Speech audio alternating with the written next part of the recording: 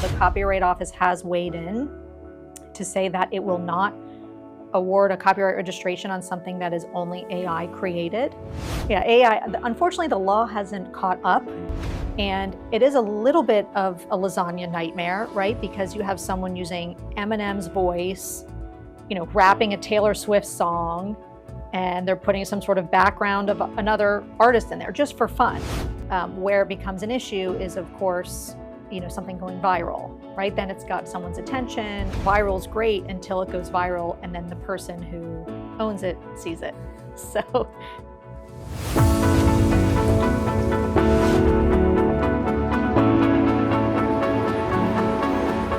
Welcome to Courtside Convo. We're back for another episode. Our guest today is Allison Lovelady from Schulman Fugate, which is a law firm that has multiple offices, but you're in the West Palm Beach office? That's right. All right. Well, welcome to the show. Thank you for having me. So your specialty is intellectual property, right? Yes. Tell IP. us a little bit about how you decided on that type of practice and what it means. What do you do? So in law school, I really had a liking to entertainment law, copyright in particular, and trademark, and some patent, although I'm not a patent agent, so I don't write patents or file those. And I joined an IP boutique firm right out of law school and was fortunate enough to work on big copyright litigation cases, do a lot of licensing for festivals like Ultra and some other big scale festivals, and just continued my private practice through into another firm, and then my current firm, Schulman Fugate.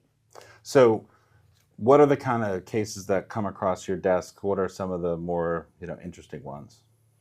So I've had everything from using a celebrity's image on a billboard that in an advertisement for a video game that resulted in a trademark infringement and a name, image, and likeness issue. I've had copyright cases involving music, and the one that really I call back to often when I'm explaining copyright to some of my content creators is that involved a 1-second sample of a song that was used by a high-profile producer that was then looped repeatedly and then used in a movie. So 1 second kind of ruled the entire case.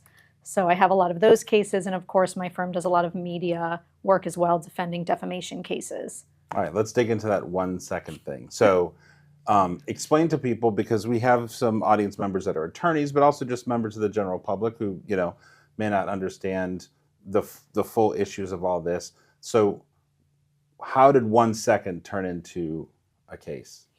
So in copyright, there's a series of elements that you have to prove, and essentially with sampling means you take any number of seconds or minutes from, it could be a TV show, a movie, a song, a sound, it could be anything really, and incorporating it into a new piece of work. So that's essentially sampling.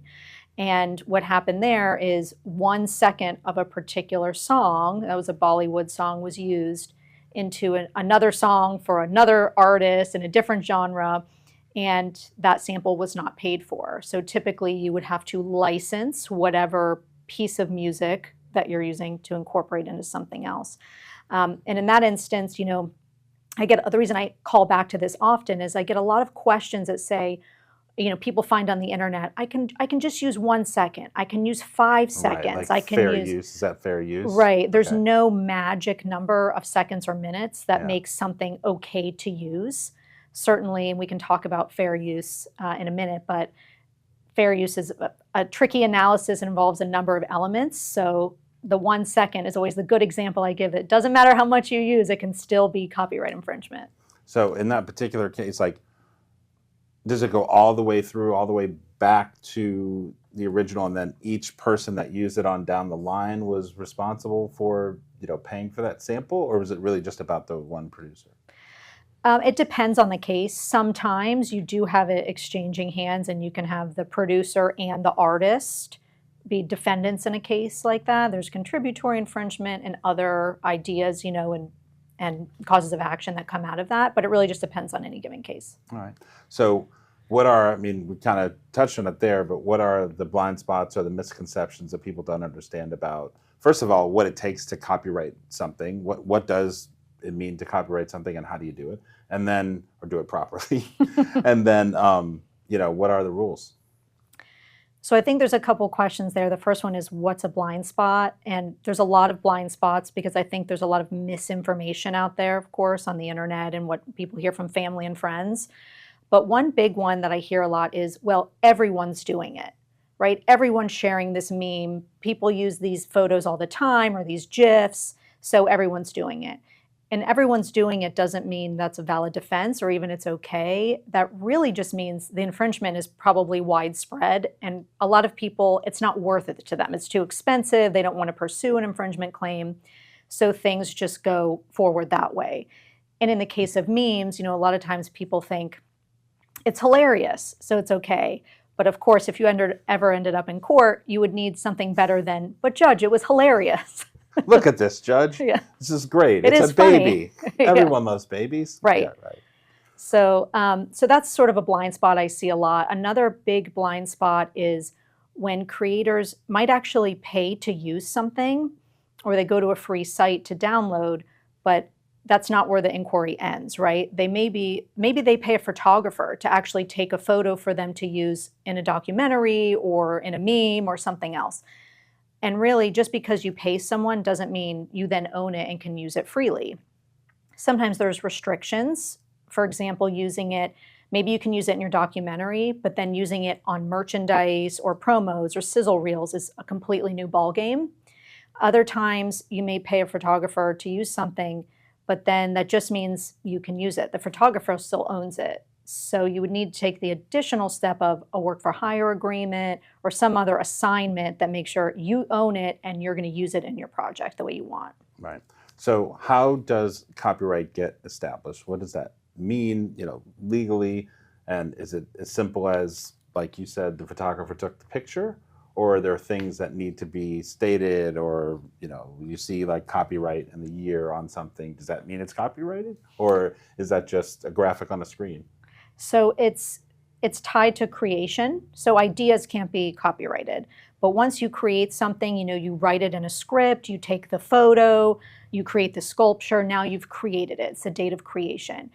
And that means you're the original author and you've created it. Now, to bring an actual copyright infringement lawsuit, you have to take the additional step to register it with the Copyright Office. And that involves paying a fee and filing an application. And so a lot of people, they sit on batches of photos that they took, maybe the professional photographer, and they never go and register them. And they may have this wonderful portfolio, and they find out, guess what? Someone's using all of these in their billboards. Mm-hmm. But they can't really bring a lawsuit because they've never registered it. Okay. So you can't retroactively do it. If you want to make sure that your copyright is protected, you have to register the content first? It's protected under common law, but then to be able to bring a lawsuit, you need to go get a registration. And you can do that really anytime. You could register something decades later. Okay. But the way the law is set up, it really benefits you to register early and often. Gotcha. Okay. So how do all these layers kind of overlap? I mean, especially now with how much digital content's available. Like you said, there's free sites, there's pay sites, there's all these different things. So how do these layers of intellectual property overlap, and how do you figure out like who actually does own this thing and who does have the rights to it? So the way to think of it is these rights, let's take copyright, trademark, and, name, image, or likeness, or right of publicity. You think of it a little bit like a lasagna. They don't run in their own lanes necessarily, because there can be a meme. We'll just take that because we've been talking about memes. And the original photo was taken by someone, and that's probably protected by copyright, right? But maybe the photo is of a celebrity. So you might want to use the photo, and you may actually pay to own the photo, or maybe the photo is covered by fair use, but now you're using the photo of Beyonce or Taylor Swift and using it in connection with your product. You have an issue now with, could be trademark or right of publicity. So as a clearance lawyer and IP lawyer, we're always looking at the layers of the lasagna of what do you need to have cleared. When it comes to clearance work, I always say that in some instances, I'm watching a show and I'm watching the background, what's going on when my friend's watching the scene just for what it is, right? Yeah. So there's a lot going on in any given project or, creative content. Yeah. So in that, in that example, or you mentioned a couple of times name, image, and likeness. And that's a word that, or a phrase that's really, become a big hot button with athletes, specifically college athletes, Hmm. because they were able to use, a court ruling about name, image, and likeness to get paid, whereas before they were never able to do that. Um, how does that, so I think when people hear that and they just say NIL, NIL, um, how do all those things, figure into all of this? Because there's a lot of, like, my kids play sports. There's a big baseball provider that got some attention because they were having everybody, like, to play in their tournament. You had to sign this document, right? When you Hmm. sign that document, you were giving away some rights to your child's image for, like, a baseball card. So if your kid was really good or ends up being really good, they played in this tournament when they were 12, now they're 18 and they might get drafted. These guys can put out baseball cards, with your kid's picture on it. How do those type of agreements, work in the real world? So in that particular instance, I would think or hope there might be some sort of limitation, right? You're signing away your rights or any claim to those rights in connection with something very specific. Maybe it's the baseball card, maybe it's photos taken at the tournament for purposes of promoting that tournament later or promoting that company in future Right. tournaments, right? But certainly you wouldn't be able to use that and then all of a sudden your son is on a billboard for any any sort of Right. baseball, right, Sure. with a Nike logo and Right. so on. And really what's important with name, image, and likeness is just because someone is in a documentary, for example, wouldn't necessarily implicate those rights, but if they're on the cover of the DVD or the poster or something promoting that particular documentary or product, that's when it really becomes an issue in Florida specifically. Okay. So you mentioned earlier a couple times fair use. What is that? What does it really mean? So fair use is sort of a tricky multi-element analysis that we do, and I hear fair use all the time from everyone. And fair use is thrown around confidently as if it was someone describing crypto to their grandma at a family barbecue. Everyone says it confidently and seems to know what it is, and then when we come down to the legal analysis, it all goes out the window. So fair use is something that might allow you to use a particular image or archive footage, but it's not the end all be all.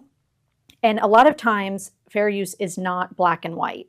There's multi elements that we look at. So if there's a particular archive shot that someone wants to use in a true crime documentary, it may be very clear cut. They're analyzing the clip, they're talking about, maybe the suspect, and really it's clear fair use. It's illustrating a point, they're only using a little bit of the original source. And then other times it's not clear cut, but there's a pretty good defense, right? Maybe they're using it and they're using just a little bit, but it's not quite meeting all of the four elements. So it becomes very tedious. Sometimes there's hundreds or thousands of clips in any given production that we have to analyze for fair use. And then other times when you're on set, you're looking at everything in the background. So, lawyers become sort of a conspiracy theorist. Zoom in on the reflection in the toaster.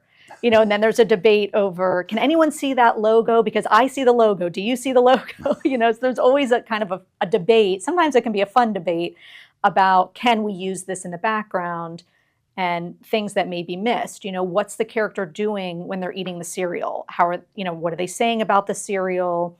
Maybe the cereal box is okay from a trademark perspective, but now they're talking about the particular product. So we have to be careful about that. Right. So if you see something, if we see, Captain Crunch in a scene, does that always mean that somebody's paid for that product placement? Or does it go both ways is what I'm asking. So, like, can General Mills say, you can't use our cereal in that TV show, even if it's giving them publicity? Or can they say, you can, but you got to pay us? Like, how does all that figure from a content creation standpoint? That's what we do, for the most part for a living. So I'm just curious, like, how does that all work? So to give the lawyer answer, it depends. Yeah. Just having the Captain Crunch box doesn't necessarily mean anything at all. It's just something that's part of the set props, and it's fine. But the time that it becomes an issue is one, how they're talking about the product or the trademark. You don't want to disparage the product, of course, or suggest some sort of sponsorship if there isn't a sponsorship. Other times, I think there's a big misconception that every time you see a product, either the product is paid to be in the show. That can happen sometimes and does happen. Right. Or that they're having to blur it because there's some issue with it. When in reality, sometimes if there's advertisers or sponsors of a show, let's say the advertiser and sponsor is Pepsi, they don't want to see Coke products in the show. Right. So that's something that might be an issue why you might see a blur. Yeah. But just having a product generally is usually okay. Right. I think the one thing I've noticed the most is like computers, like laptops, right? Like, that's an Apple laptop, but the thing's covered up. Right. And that Or an might be because iPhone. Dell is, spending millions of dollars to advertise, and they don't want an Apple computer in the show, right? So they cover that up. So you talked earlier about a big event, about the Ultra Music Festival. What are the licensing challenges and stuff like that? How does all this stuff apply when there's live performances going on? Festivals are a little bit like, they seem like organized chaos, right? But it's more like organized permissions, because if you think about a festival, you have the public performance going on. So you're clearing what the audience is hearing, right? A lot of times there has to be a set list ahead of time that they're clearing. There's also sponsors that you have to be mindful of how they're displayed, right? If they're on a banner or a booth, and then product placement, and certainly as well, especially with social media, someone recording the festival, live streaming isn't necessarily an issue, but where the promoters of the festival are taking snippets for shorts or trying to, again, use it for promotional purposes, and they're featuring, a sponsorship banner, then you have to watch it and sort of decide on the fly, do we need to stop that because this sponsor either doesn't want to be featured in this, or maybe they didn't give clearance for that. So there's a lot with festivals. It can be a little bit like whack-a-mole. I can't even imagine. Yeah. So let me ask you that too, because you brought up Ultra earlier, and I think probably in no other genre of music is there more sampling going on than in like EDM, right? You're going to hear all kinds of little pieces from, other songs in that music, because some of the artists are, essentially they're DJs. They're not necessarily creating anything, but they're taking other people's work and putting it together to create something. How does that seems like a licensing nightmare to figure that stuff out. Yeah, EDM does tend to have a lot of mashups, right? So a lot of times that can be controlled by the public performing rights agencies. There's ASCAP, there's BMI, there's other things. And then a lot of times the artists themselves might have some sort of permission, or again, sometimes with certain songs, it's not worth it to the owner of, let's say, whoever the sample is, whoever owns the sample. Right. Sometimes it's just not worth it to them to go after an artist for a small snippet when it's maybe fleeting or it's 1 second. They don't want to go through Sometimes the legal channels. Yeah. So when it comes to music and stuff like that, what are people actually allowed to use? Like, what can they use if they want to put a song in a slideshow and play it at a birthday party? Is that okay? Is that not okay? So that usually is okay, because again, it's not usually worth it for someone to come out of the woodworks and say the Rolling Stones lawyer would have to be like sitting at the party like, no, right, can't do that. That's not okay, right? Yeah, and personal and educational uses, in a classroom, at a birthday party, and things like that are normally fine. Where it becomes an issue is, of course, something going viral, right? Then it's got someone's attention, or of course, putting a clear sample into a popular song. Next thing you know, it's on the radio, and now they hear it.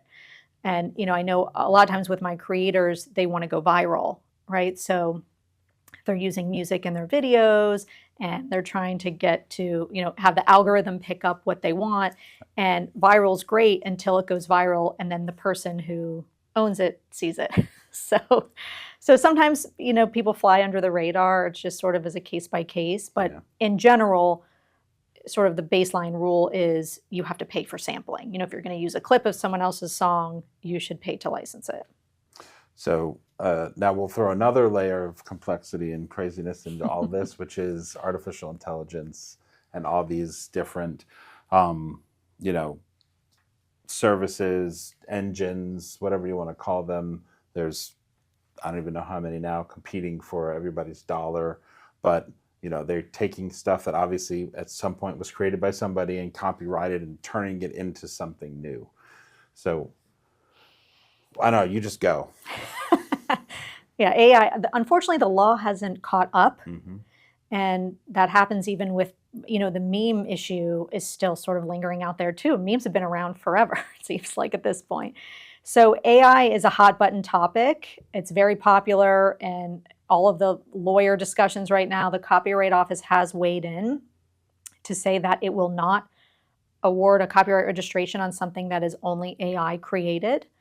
And it is a little bit of a lasagna nightmare, right? Because you have someone using Eminem's voice, you know, rapping a Taylor Swift song, and they're putting some sort of background of another artist in there just for fun, right? Now, fun in personal use is okay. But again, going back to what happened, as I described earlier, now all of a sudden that, you know, IP lasagna is put out on TikTok and you get 3.5 million views, or someone's promoting their product with it. And now I'm sure you have 3 different people that are going to be concerned about it. So it's tricky. And like I said, the law hasn't caught up with it yet. So we're all still understanding, you know, how to use it. Courts are starting to weigh in about court filings and what's appropriate for, you know, cases and things like that and citations. Right. So in the case of, like, you know, you mentioned somebody's voice, your voice now can be picked up, cloned, a lot of different things like that. How does someone really, you know, I guess, protect themselves from that? I mean, is it the Wild West in terms of how this stuff is going on? Because you can't really stop it per se. You know, if your voice is out there somewhere in the public domain that somebody can pull a recording of it, which is pretty easy, then they can, you know, make you say something, right? So what's a regular person to do? Yeah, and you know, your voice, if it's a well-known voice, you know, take Morgan Freeman, for example, it's protected by the name, image, and likeness statutes, at least in Florida and some other states. It's sort of state governed. So he would have the right probably to tell someone to stop using his voice to promote their product when it's not really him, it's AI. I know there are trademark registrations that you can try to obtain. They're not common, but you can obtain them over sounds. I understand, I think Taylor Swift actually filed several applications recently trying to safeguard against some of what's going on. But it is still a little bit of the Wild West, because right now, generally, people are having fun with it and trying new things. And again, it's all okay until it becomes used in a commercial way that someone's unhappy about. Right. I mean, there's the thing that I see a lot is like we talked about earlier, like DJs, they're mashing up a couple of songs, and then they're saying, if you want this mashup, you know, send me a link or send me an email or whatever, and then they're selling that. So what would that, I mean, I would think they're not licensing that content, but they need to be? Yes, they need to be, but again, it sort of depends on that particular artist. Maybe one of their friends is one of the people who owns the sample or the song, and so they're saying, you can use it, no problem. Maybe they licensed some, but not all. It's sort of hard to tell, which goes back to what we talked about earlier, which is the sort of misconception that, well, everyone's doing it, right? People hear the mashups, they see the memes, they see people sharing videos online, and they think, well, this is okay to do, it's on the internet. When in reality, someone owns that, or multiple people own that. It's just that it either flies under the radar, or it's not worth it to pursue, or they haven't found it yet. So if somebody's watching this and they want to get in touch with you, Allison, what's the best way to do that? You can search me, Allison Lovelady, at Shulman Fugate, and I can also be reached via email, but you can find me on our firm website, Shulman Fugate. Okay. Well, thank you so much for joining us. It's been really educational and a pleasure, and we'll see you next time. Thank you.